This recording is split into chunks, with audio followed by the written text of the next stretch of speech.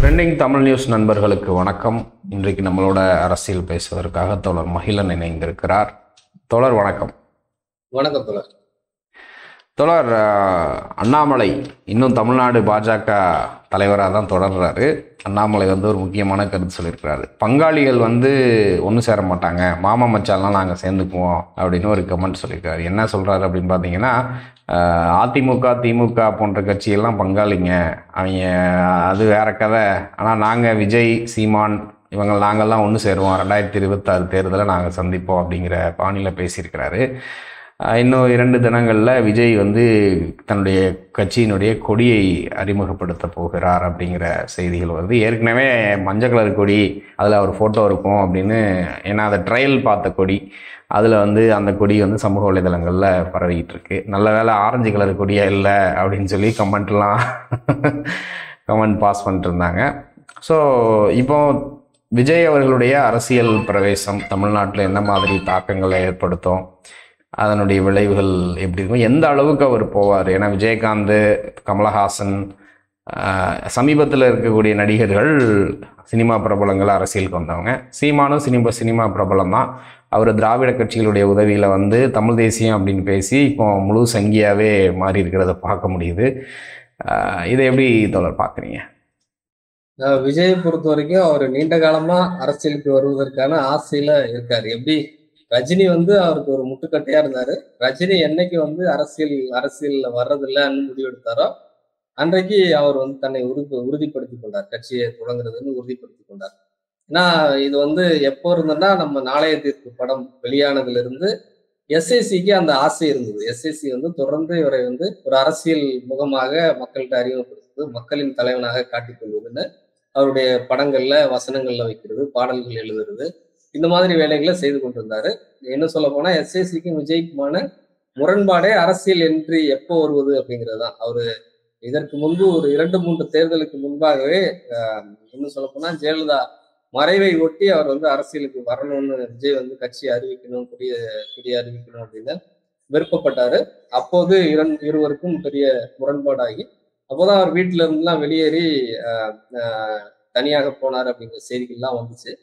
இப்போ அந்த ஈசிஆர் தான் தலைமை ஒரு அலுவலகமாக மாற்றிருக்கிறாங்க. அதுல நேற்று ஒத்திகை பார்க்கப்பட்டிருக்குது. மஞ்சள் நிற கொடி மேலே பறக்குது. அந்த கொடியை எப்படி நாட்டுறது, அதுல ஏதாவது சட்ட ரீதியான பிரச்சனைகள் வந்துடக்கூடாது.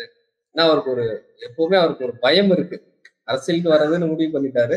ஆனாலும் அதை எப்படி வர்றது, யாரை கொண்டு வர்றது, நம்ம ஜெயிக்க முடியுமா, படத்தை விட்டுட்டு வரோம், இந்த மாதிரி பல பயம் அவருக்கு இருந்துகிட்டே இருக்கு. அது போல ஏற்கனவே இந்த எக்ஸிஸ்டிங் கவர்மெண்ட் புதிதா வர்ற கட்சிகளை எப்படி கையாளுறாங்க அதையும் அவர் பார்த்துட்டு இருக்கிறாரு. அதனால அந்த பயம் அவருக்கு இருக்கு. ஆலோசகர்களும் இப்ப ரஜினிக்கு ஆலோசனை சொன்னவங்களாம், நீங்க ரொம்ப நல்லவர் அதனால அரசியல் உங்களுக்கு ஒத்து வராதுன்னு சொன்னாங்க. அத மாதிரி விஜய் நீங்க ரொம்ப நல்லவர் அதனால அரசியல் ஒத்து வராது, இந்த மாதிரி சொல்லக்கூடியவங்க இருப்பாங்க. அதனால ஒரு கவனமா காய் நகர்த்துறாரு. இப்ப கூட இன்னும் எலெக்ஷனை ஒட்டி வரலான்னு இன்னொரு படத்துக்கு கூட அவர் அட்வான்ஸ் கொடுத்திருக்கிறதா சொல்றாங்க. நேரடியா வர்றது முதல்வர் ஆகிறது, அதுதான் அவருடைய திட்டம். எந்த அளவுக்கு தமிழ்நாட்டு அரசியல்ல சாத்தியம்னா, விஜயகாந்தை விட இன்றைக்கு சூழல்ல ஒரு சினிமா துறையில விஜயகாந்தை விட, இன்னும் சொல்ல போனா ரஜினிகாந்தை விட கூட விஜய் ஒரு உச்சத்தில் இருக்கிறார் அப்படிங்கிறத நம்ம மறுக்கவே முடியாது.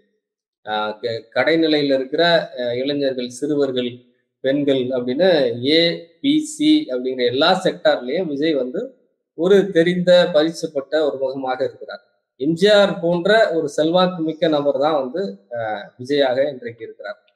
எம்ஜிஆர் ரஜினி உங்களுக்கு கிட்டத்தட்ட ஒரு படைப்பா படைப்பெல்லாம் நம்ம இறுதி படம்னு நினைச்சோம். ஆனா அதுக்கப்புறம் இன்னைக்கு வரைக்கும் நடிச்சிட்டு இருக்காரு, அது வேற விஷயம். ஆனா அவருடைய வயது என்பது 60 தாண்டிய ஒரு வயது. படைப்பெல்லாம் நடிக்கும் போது 50-60 ஆயிருக்கும் நினைக்கிறேன்.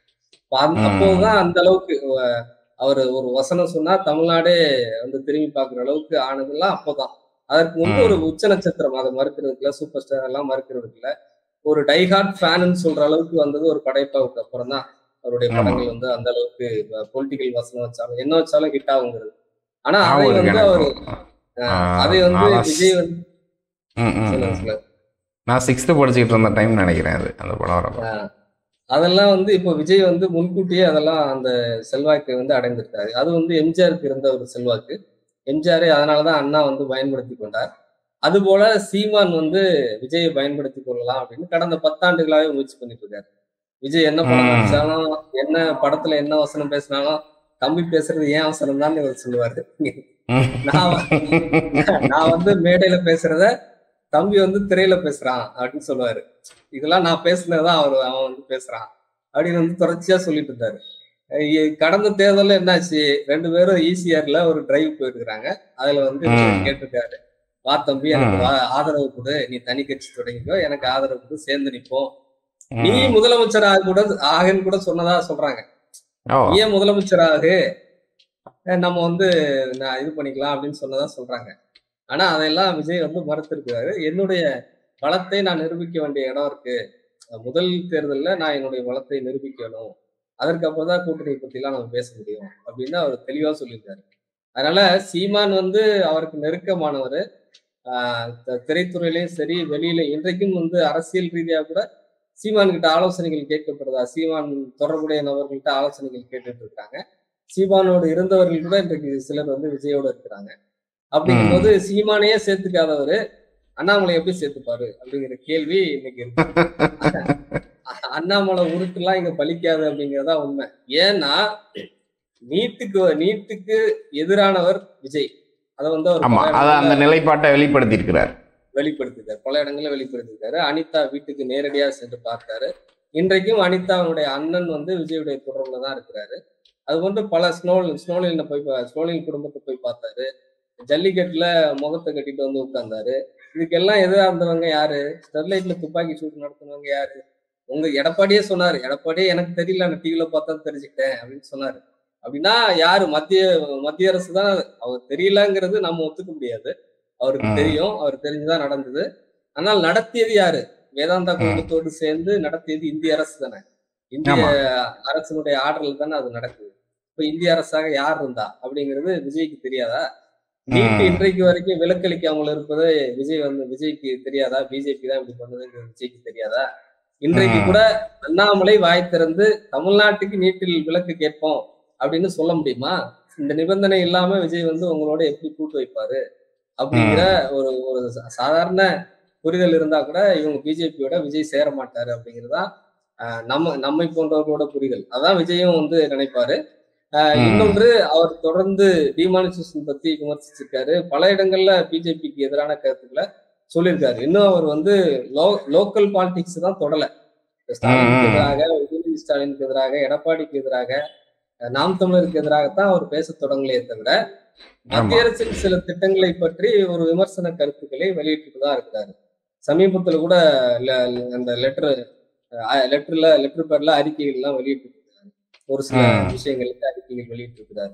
அப்படி இருக்கும்போது பிஜேபியோட கூட்டணி வைப்பதற்கான எந்த ஒரு இது கலை யதார்த்தமும் இல்லாத சூழல் தான் இருக்கு. ஆனா வந்தா என்ன ஆவாரு அப்படிங்கிறது நாம வந்து என்னை பொறுத்த வரைக்கும் அவருக்கு இதுவரைக்கும் வந்த நடிகர்களை காட்டிலும் ஒரு செல்வாக்கான ஒரு இடத்தை பெறுவார் அப்படிங்கிறது நான் நினைக்கிறேன். அப்படி செல்வாக்கான இடத்தை பெறும்போது அது யார் யாருக்கெல்லாம் பாதிப்பை ஏற்படுத்தும்னா முதல்ல பிஜேபிக்கு. இங்க தமிழ்நாடு ம். பிஜேபி தான் முதல்ல பாதிப்பை ஏற்படுத்தும். 2வது நாம் தமிழருக்கு. அப்புறம் வந்து ம். பாட்டாளி மக்கள் கட்சிக்கு. இதுல எல்லாம் இருக்கிற இந்த இளம் அடுத்து அப்கமிங் ஓட்டர்ஸ் இருக்காங்கல்ல, 17, 18 வயசுல இன்னைக்கு பள்ளி கல்லூரியில படித்துக் கொண்டிருக்கிறவங்க எல்லாரும் விஜய் பக்கம் திரும்புவாங்க. நாம் தமிழர் தான் இன்றைக்கு அதிகமான இளைஞர்களை கொண்டிருக்கு. அப்படிங்கும்போது பாட்டாளி மக்கள் கட்சியினுடைய இன்னும் முழுமையான ஒரு கல்வியை பெறாதவர்கள் தான் இன்னும் பாட்டாளி மக்கள் கட்சியில இருக்காங்க. மத்தவங்க ஆமா. வேலுமணி கட்சிக்கு, இதர கட்சிகளுக்கு, திமுக, அதிமுக, ஏன் விசிகல கூட திருமாவளவன் அவர்களையே பாட்டாளி மக்கள் கட்சியில் இருக்கக்கூடிய மக்கள் ஃபாலோ பண்றாங்க. ஐ மீன் எஸ்பெஷலி அந்த வன்னியர் சமூகத்தை சார்ந்த இளைஞர்கள் மாத்துறாங்க. அப்படி இருக்கும்போது இந்த சிறு இளைஞர்கள் தான் வந்து முழுமையா கல்வியை வந்து பூர்த்தி செய்யாதவர்கள் தான் வன்னியர் பெல்ட்ல பாமகவுக்கு ஆதரவா இருக்காங்க. நாம் தமிழருக்கு கணிசமா அது போன்ற ஒரு 30 வயதுக்குள்ள அந்த நபர்கள் தான் இருக்காங்க. இவங்க எல்லாருமே விஜயை நோக்கி திரும்புவதற்கான ஒரு இடம் வரும். அப்படி பார்க்கும்போது அவரு 15% வாங்கினாலும் சரி, 20% வாங்கினாலும் சரி, அதெல்லாம் திமுக பாதிக்காது அப்படிங்கிறதா என்னுடைய கருத்து. திமுக அதிமுக அதிமுகவில் கூட ஒரு சிறு பிளவை ஏற்படுத்தும். அதிமுக ஒரு ஒரு ஒரு மிகப்பெரிய இயக்கமாக எல்லா தரப்புலையும் கிராமங்கள் தோறும் அது வந்து ஒரு கட்சி கட்டமைப்பை வைத்திருக்கு.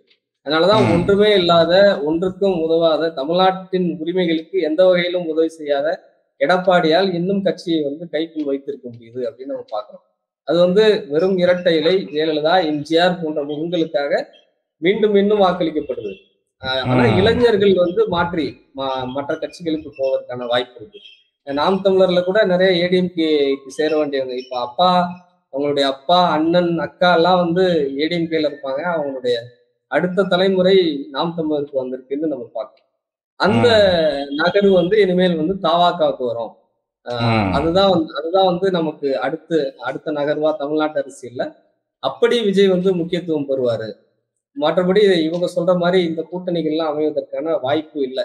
நீங்க வேணா ஒரு அடுத்த வருகிற தேர்தலை முடித்து அடுத்து ஒரு 2 தேர்தல் கடந்த பிறகு மற்றவர்கள் கம்யூனிஸ்ட் கட்சிகளோ திருமாவளவன் போன்றவர்களோ எப்படி ஒரு 3வது அணியை கட்டமைக்க நினைத்தார்களோ, வைகோவை கொண்டு ஒரு 3வது ஒன்றை வந்து நியமித்தாங்களோ, இப்போ விஜயகாந்த் வலிமையா இருந்தாரு, விஜயகாந்தை முன்னிறுத்தி பண்ணாங்க. அப்படி ஒரு நிலைமை இவர் தன்னை நிரூபித்துக் கொண்டதற்கு பிறகு குறைந்தது ஒரு 10% வாக்குகளை இவர் பெற்ற பிறகு அப்படி ஒரு நகர்வு வருவதற்கான வாய்ப்பு ஒரு 10 ஆண்டுகளுக்கு பிறகு, ஒரு 2 தேர்தல்கள் முடிந்ததுக்கு பிறகு வருவதற்கான வாய்ப்பு இருக்கு.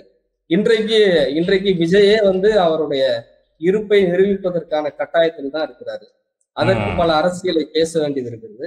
இன்றைக்கு அரசியல் வந்து வேறொரு இடத்திற்கு, சமூக நீதியை நோக்கி தமிழ்நாட்டு அரசியல் வந்து இந்திய அளவுக்கு வழிகாட்டுகிற ஒரு இடத்திற்கு நகர்ந்து இருக்கிறது. திமுக அதுல ஒரு வலிமையான இடத்தை பிடித்திருக்கிறது. அவர்களை எதிர்கொள்ளுகிற ஒரு திறனை இவர் வளர்த்துக் கொள்வாரா அப்படிங்கிறதே ஒரு பெரிய கேள்விக்குறியாதான் நமக்கு. அதை தாண்டிதான் அவர் வெற்றியெல்லாம் நம்ம பார்க்கணும்.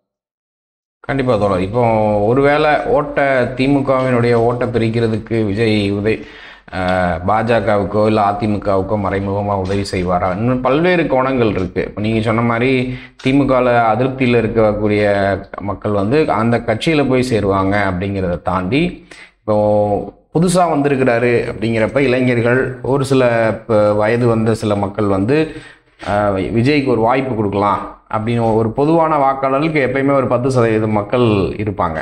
இப்போ ஒரு 10% வாக்கு வந்து வாங்குறாரு, அதோட சேர்த்து ஒரு 15 வரைக்கும் புஷ் பண்ணுறாரு அப்படின்னா ஒரு 20-25 சீட்டு வரைக்கும் வெற்றி பெறலாமா?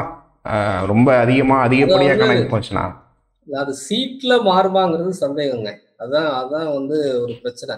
நம்ம நாம் தமிழர் கட்சி தொடர்ந்து முன்னேறி வராங்க. இன்னைக்கு வந்து 10% கடந்துட்டாங்க, அங்கீகாரம் பெற்றுட்டாங்க, அதெல்லாம் சரி. ஆனா அது வந்து சீட்ல காட்டினாதான் உங்களை வந்து ஒரு கூட்டணி அங்கீகரிப்பாங்க. இப்ப நாடாளுமன்ற சட்டமன்றத்துல அனைத்து கட்சி கூட்டம் கூட்டுறாங்க.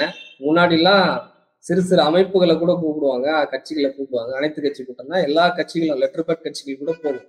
இன்றைக்கு வந்து சட்டமன்ற அனைத்து கட்சிகள் அப்படிங்கிற ஒரு இடத்துக்கு திமுக போன்ற அரசியல் வந்து வந்திருக்கு. அப்போ அதுக்குள்ள நீங்க ஒரு சீட்டாவது ஜெயிச்சாதான் நீங்க உங்களை இன்க்ளூட் பண்ண முடியும். இப்படிலாம் உங்களுக்கு வந்து ஒரு அரசியல் ரீதியா உங்களை அவங்க வந்து அங்கீகரிக்கலன்னு தான் அர்த்தம். நீங்க எவ்வளவு வாக்குகள் வாங்கினாலும் தமிழ்நாட்டினுடைய ஒரு சில முக்கிய பிரச்சனைகளை நீங்க கருத்து சொல்லவே முடியாத இடத்துல தான் இருக்கிறீங்க. அந்த நிலைமை வந்து விஜய்க்கு கொஞ்சம் அதிகமா இருக்கு. ஒரு 7-8 சீட்டு ஜெயிப்பதற்கான வாய்ப்பு இருக்கு. அதை தாண்டி அவருடைய செல்வாக்கு வந்து ஓட்டாக மாறுவதற்கான வாய்ப்பு இருக்கு. ஆனா இடங்கள் கைப்பற்றுவாரா அப்படிங்கிறது சந்தேகம் தான். ஏன்னா தமிழ்நாட்டு அரசியல்ல ஒரு அரசியல் வலிமை பெற்றிருக்கு. ஒரு கூட்டணியும் கூட இன்றைக்கு வந்து ஒரு அரசியல் வலிமை பெற்றிருக்கு. தலித் மக்கள் திருமாவளவன் மீது மிகுந்த நம்பிக்கை கொண்டிருக்கிறாங்க. தலித்துகளுக்கு அப்பாற்பட்டும் அவர் வந்து ஒரு தலைவராக இன்றைக்கு மாறுகிற ஒரு நிலைமை வந்திருக்கு. இன்னொரு பக்கம் வைகோ வந்து திமுகவோட கூட்டணியை தொடர்ந்து கொண்டிருக்கிறாரு. அவங்களும் அது மூலமா விருதுநகர் போன்ற பகுதிகளில் திமுகவும் மதிமுகவும் சேரும்போது அவங்களுக்கு வெற்றி கூட்டணியாக மாறுது. சிபிஎம் சிபிஐக்கு வந்து இது போன்ற புதிய கட்சிகளோடு ஒரு கூட்டணி முயற்சி அது மாதிரிலாம் இருக்காது. அவங்களுக்கு இருக்கிற அந்த சிறு வலிமையை ஒரு ஆளும் தரப்போடு வைத்துக் கொள்ளும் போதுதான் அது வந்து உங்களுக்கு சீட்டா வந்து கன்வெர்ட் ஆகும் அப்படிங்கிற மாதிரி இருக்கு. அப்படி விஜய்க்கு கூட்டணி வைக்கிறதுல கூட அப்படி ஒரு இடம் இல்லை. நீங்க பாமகவோட கூட்டணி வச்சா கூட இன்னைக்கு ஏடிஎம்கேவால ஜெயிக்க முடியாத நிலைமை தான் இருக்கு. சீட்டா வந்து கன்வெர்ட், ஓட்டு வந்து நீங்க வந்து 2ஆம் இடத்துல வரலாம், ஆனா வந்து சீட்டா கன்வெர்ட் பண்ண முடியும். பாமக ஒரு வலிமையான கட்சி, நீண்டகால அரசியல்ல இருக்கிறாங்க, சமூக நீதியை முன்னிறுத்தி ஒரு சாதி பின்புலம் அவங்க பின்னாடி இருக்கு. அப்படி இருக்கும்போதே அவங்க வந்து சீட்டா கன்வெர்ட் பண்ண முடியும். எம்பி சீட்ல ஒரு சீட்டு கூட ஜெயிக்க முடியல. கண்டிப்பா. நீங்க பிஜேபி போன்ற மத்திய கட்சிகளோட இதுக்கு முன்னாடியே நான் சொல்றேன், இப்ப மட்டும் இல்ல, ம், ம், ம். இதுக்கு முன்னாடி ஏடிஎம்கே, பிஜேபி மற்ற இதர கட்சிகளோடு சேர்ந்து தானே பாட்டாளி மக்கள் கட்சி சேர்ந்து இருந்துச்சு. அப்ப கூட அது ம். சீட்டா கன்வெர்ட் பண்ண முடியல. அப்படி இருக்கும்போது விஜயால அதை வந்து சீட்டா கன்வெர்ட் பண்ண முடியுமா அப்படிங்கிற சந்தேகம் எனக்கு இருக்கு.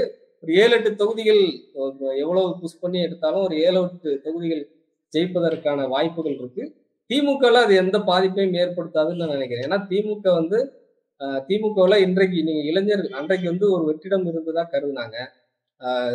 செயலிழந்து போன கலைஞர் கருணாநிதி இருந்தாரு, அம்மா வந்து மறைந்து போயிட்டாங்க.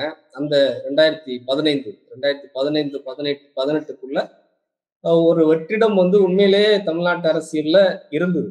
அப்போ வந்து இளைஞர்கள் வந்து அப்படி போவதற்கான வாய்ப்பு. இன்றைக்கு பல ஊடகங்கள், சிறு சிறு ஊடகங்கள், முற்போக்கு சிந்தனைக்கு முகம் கொடுக்கிறவங்க, இளைஞர்கள், படித்த இப்போ அப்கமிங்கா வர்ற படித்த இளைஞர்கள் எல்லாருமே திமுக மீது ஒரு அபரிமிதமான நம்பிக்கையை வைக்கிறாங்க. தொடர்ந்து நம்ம எல்லா வகையிலையும் வந்து திமுகவுக்கு ஆதரவு கொடுக்கும். சமூக வலைதளங்களை பார்த்தீங்கன்னா திமுகவுக்கு ஆதரவான குரல்கள் இன்றைக்கு நிறைய வந்திருக்கு. அப்படிங்கும்போது அது வந்து நீங்க திமுகல இருந்து எந்த செக்டாரையும் பிரிக்கிறதுக்கான வாய்ப்புகள் வந்து விஜய்க்கு இல்லை அப்படின்னு தான் நான் பார்த்தேன். கண்டிப்பா தோழர். அதே மாதிரி இப்போ மெர்சல் அப்படிங்கிற படம் பார்த்தீங்கன்னா, அந்த படம் அதுக்கு முன்னாடிலாம் பார்த்தீங்கன்னா, அந்த திரைப்படம் வர காலகட்டத்தில் ஜெயலலிதா அவர்கள் இல்லை அப்படின்னு நினைக்கிறேன். அப்போ இருந்தே பார்த்தீங்கன்னா எம்ஜிஆருடைய பாடல்களை படத்தில் பயன்படுத்துறது, அவருடைய ஆக்ஷன்ஸ்லாம் பயன்படுத்துறது அப்படிங்கிறத பார்த்துருக்குறோம். இவர் தொடர்ந்து அதிமுகவினுடைய இடத்த தான் குறி வச்சு நகர்ந்துக்கிட்டு இருக்கிறாரு. ஏன்னா இப்பயும் பார்த்தீங்கன்னா தமிழ்நாட்டில் வந்து இப்போ வட இந்தியாவில் காங்கிரஸ் சாப்பிட்டு இந்துத்துவம் எடுத்தால் தோத்துரும். அது நம்ம நிரூபணம் ஆயிடுச்சு. இப்போ தமிழ்நாட்டில் வந்து திராவிடத்துக்கு எதிராக நீ கருத்து பேசின அப்படின்னா ஒரு லெவலுக்கு மேலே, ஒரு காலகட்டத்துக்கு மேலே உங்களால் நிற்க முடியாது. ஒன்று திராவிடத்தை ஆதரிக்கணும், இல்லை கம்ப்ளீட்டாக எதிர்த்து பிஜேபி மாதிரி இருந்தாலும் ஜெயிக்க முடியுமா அப்படிங்கிறது தெரியல. திராவிடத்தை திமுக ஸ்ட்ராங்காக பேசுதுன்னா அது ஒரு படி மேலே போய் பேசினா சர்வை ஆகிக்கலாம். இப்போ அதிமுக அந்த இடத்த நழுவ விட்டுருச்சு. அதனால் ஏன்னா அவருடைய ஃபர்ஸ்ட் பொலிட்டிக்கல் ஸ்பீச் அப்படின்னு சொல்லக்கூடிய அந்த ஸ்பீச்சிலேயே அண்ணாவை பயன்படுத்தி தான் விஜய் அவர்கள் பேசினார். அண்ணா, காமராஜர் அப்படின்னு தான் ஆரம்பித்தார். பெரியாருடைய பெயரையும் பயன்படுத்தினார். அண்ணா பெயரை பயன்படுத்தலைன்னு நினைக்கிறேன். பெரியார் மற்றும் பெரியாரையும் காமராஜருடைய பெயரையும் பயன்படுத்தி தான் வந்தாங்க. ஸோ இப்போ தீவிரமான திராவிட கொள்கையை கையில் எடுத்தாதான் தமிழ்நாட்டில் பொழைக்க முடியுன்றது விஜய்க்கு நன்றாக தெரியும். அவரோட உடன் இருக்கிறவரும் சொல்லியிருப்பாங்க. ஸோ அப்போ ஏடிஎம்கேக்கு இதனால் பாதிப்பு இல்லை, பெருசாக வராது அப்படின்னு சொல்ல வரீங்களா? அதை எப்படி சொல்கிறார்? ஏடிஎம்கே நீங்க சொல்ற மாதிரி ஏடிஎம்கே, நாம் தமிழர் போன்ற கட்சிகளை தான் அவர் வந்து குறி வைக்கிறாரு. ஏன்னா ஏடிஎம்கேல பல குழப்பங்கள் இருக்கு. அது நான் சொல்ற மாதிரி அது நீடித்து செல்வதற்கு வேறு வழி இல்லாம இவங்களுக்கு இருந்து ஒரு நல்ல தலைவர்கள் வந்துருவாங்களா அப்படிங்கிற ஏக்கம் அவங்க தொண்டர்களுக்கு இருக்கு. அந்த அடிப்படையில அவங்க தொடர்ந்து ஆதரவு கொடுக்குறாங்க. இன்னொரு கட்சியில ஒரு ஒரு நல்லவர் அப்படிங்கிற ஒரு முகத்தோட ஒருத்தர் வரும். விஜய்க்கு வந்து பொலிட்டிக்கலா நம்ம அவர் வந்தாதான் தெரியும். ஆனா மக்கள் மத்தியில ஓவராலா அவர் ஒரு நல்லவர் அப்படிங்கிற ஒரு அடையாளம், நல்ல மனிதர் அப்படிங்கிற மாதிரியான அடையாளத்தை அவர் வந்து உருவாக்கியிருக்காரு. தொடர்ந்து நலத்திட்ட உதவிகள், தொடர்ந்து தமிழ்நாட்டு அரசியல்ல நடக்கிற சில விஷயங்களை அட்ரஸ் பண்றது, ஈழத்தமிழர்களுக்கு எதிராக ஈழத்தமிழர் இனவழிப்பு நடந்த போது அதற்கு நிதி சேகரிப்பு போன்ற நடவடிக்கைகளில் ஈடுபட்டாரு. எந்த நடிகரும் செய்யாத அளவுக்கு ஒரு பெரிய கூட்டத்தை கூட்டி அவர் உண்ணாவிரதம் இருந்தாரு. அப்படி பல இடங்கள்ல சொல்லிட்டே போலாம். காவிரிக்காக குரல் கொடுத்திருக்காரு. அப்படி பார்த்தா ரஜினிகாந்த் வந்து தொடர்ந்து அதற்கு எதிராக தான் பேசுறாரு. ஸ்டெர்லைட் துப்பாக்கிச்சூடு நடத்தும் போது அவசரமாக பேட்டி கொடுத்தார் ரஜினிகாந்த். போலீஸ் கார்டர்ல உட்கார்ந்துட்டு பேட்டி கொடுத்தாரு. சமூக வந்து காவல்துறையை வந்து கை வைக்கிறதெல்லாம் எப்படி சகித்துக் கொள்வது அப்படின்னு பேட்டி கொடுத்தாரு. இப்படிதான் வந்து அவருடைய பேட்டிகள் எல்லாமே இருந்திருக்கு அப்படின்னு பாக்குறோம். அது வந்து அந்த வகையில இவருக்கு ஒரு பாசிட்டிவ் இது இருக்கு, முகம் வந்து ஒரு இருக்கு. அப்படிங்கும் போது ஏடிஎம்கே இன்றைக்கு ஒரு பின்னோக்கி நகர்கிற ஒரு சூழல் இருக்கு. அங்க இருக்கிற கூச்சல் குழப்பங்கள் அது இன்றைக்கு சரியாகிற ஒரு நிலைமையில இல்லை. அந்த சந்தர்ப்பத்தை இது வந்து கண்டிப்பா விஜய்க்கான ஒரு மாற்றாக உருவாக்குவதற்கான வாய்ப்பு இருக்கு. அதான். ஆனா திமுக பக்கம் இது திரும்புவதற்கான வாய்ப்பு இல்லை.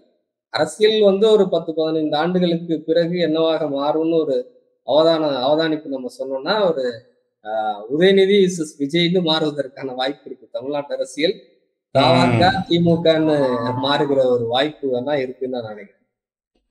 கண்டிப்பா தோழர், தொடர்ந்து பேசலாம் தோழர். தங்கள் கருத்துக்களுக்கு நன்றி தோழர். நன்றி தோழர்.